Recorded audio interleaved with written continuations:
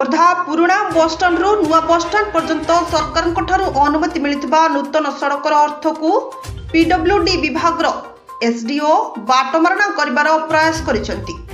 ଏହି ସଡ଼କର ପାଖକୁ ଲାଗିଥିବା ସବ୍ ରେଜିଷ୍ଟର ପାଚେରୀ ଚଉଡ଼ା 30 ଫୁଟ ଓ ଉଚ୍ଚତା 7 ଫୁଟ ହୋଇଥିଲେ ମଧ୍ୟ ଏହି ପାଚେରୀ ସମ୍ପୂର୍ଣ୍ଣ ଭଲ ଅଛି।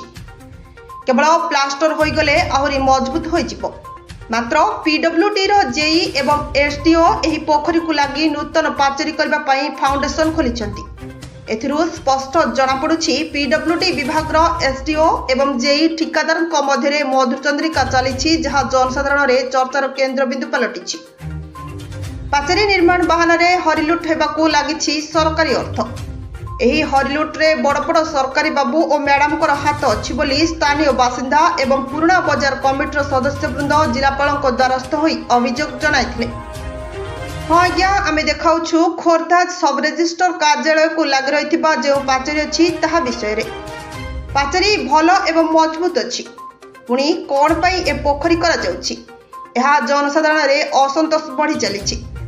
सरकार खोर्धा सहरटीकू सुंदर और रास्ता गुड़िकू चौड़ा और ओसारिया करने लगी बेले किंतु एठी किसी सरकारी बाबू एवं मैडम ठिकादारों सह मिसी मधुचंद्रिकार सरकारी अर्थ को हरिलुट कर चली। खोर्धा सहर में मन इच्छा चली ठिका संस्थार हरिलुट।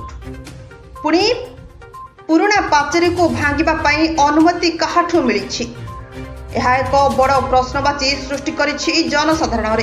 ଏହି କାର୍ଯ୍ୟକଳାପରେ କ୍ଷୁବ୍ଧ ହୋଇ ଖୋର୍ଦ୍ଧା ପୁରୁଣା ବସଷ୍ଟାଣ୍ଡ ବଜାର କମିଟିର ସଭାପତି, ସମ୍ପାଦକ ଏବଂ ସମାଜସେବୀମାନେ ଏକତ୍ରିତ ହୋଇ ଗଣମାଧ୍ୟମଙ୍କ ଜରିଆରେ ସରକାରଙ୍କୁ ଦୁଃଖ ଜଣାଇଛନ୍ତି। Bureau report, digital Odisha. ମୋ ନାଁ ହେଉଛି ହୀରାବକ। ମୁଁ ପୁରୁଣା ବଜାରର ସଭାପତି ଅଛି। କ'ଣ କହିବେ? କହିବାକୁ ଚାହୁଁଛି, ଗୋଟେ ପାଚେରୀ ଥାଇକି ଆଉ ଗୋଟେ ପାଚେରୀ କାହିଁକି ଗଢ଼ା ଯାଉଛି? यही पाचेरी की से पाचेरी सीधारे आउ गोटे पाचेरी कराଯାଉ। आम एमएलए चाहते रास्ता चौड़ा हो द्वारा खाल होती बहुत लोक पड़ी मले खंडिया खबरा है।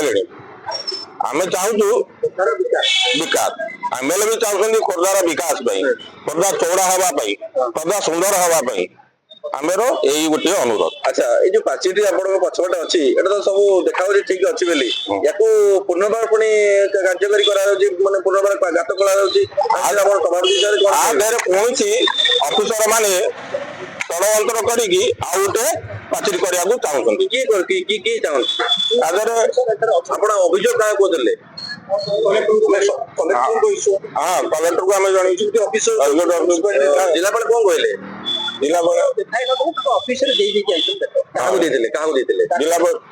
डाक्तर दिया शिवशंकर नायक, खोर्धा बणिक मेंबर बणिक संघर संपादक।